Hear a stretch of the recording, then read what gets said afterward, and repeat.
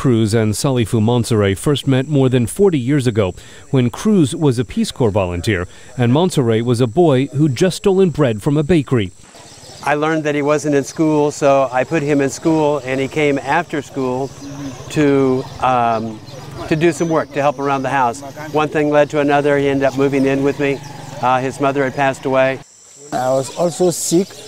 I had a wound on my stomach, and all this accomplished Steve to love me. I have no one to, take care of me. My families were very poor. The men lost contact when Cruz returned to the United States, and he worried about his friend during Sierra Leone's long civil war.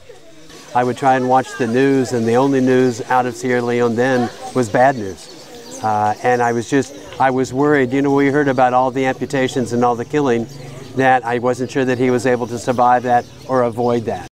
After the war, Cruz found an email address for the legislator who represents this district near the border with Guinea and wrote to him asking about Monserrat, who'd become a police sergeant in the capital, Freetown. Imagine when you lose contact with someone for such years and you get it again, it's an universal happiness I had to regain. I had to think that I'm back with Steve, even though I couldn't see him, but I was very, very happy. 50 years after the start of Peace Corps and 50 years since Sierra Leone's independence, Cruz returned to Bafodia not only to renew old friendships, but to help the school where he once taught.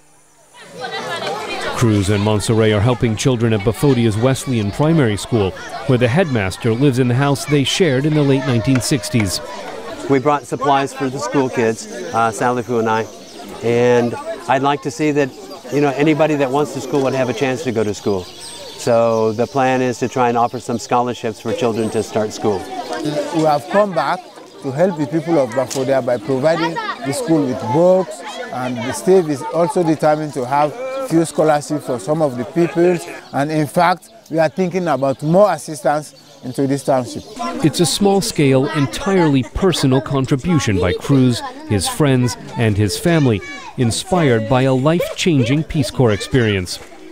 I guess it gave me an opportunity to think of places other than just what your surroundings are. Grew up in Kansas, live in Tennessee, and all of a sudden you have an exposure to, there's a whole world out there, a huge world. And places like this become like your second home. Cruz wondered how he'd feel coming back after so many years, but little's changed. There's still no electricity in Bafodia. People still get their water from a forest spring.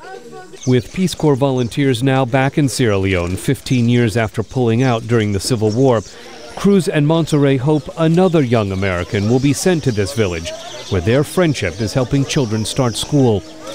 Scott Stearns, VOA News, Bafodia, Sierra Leone.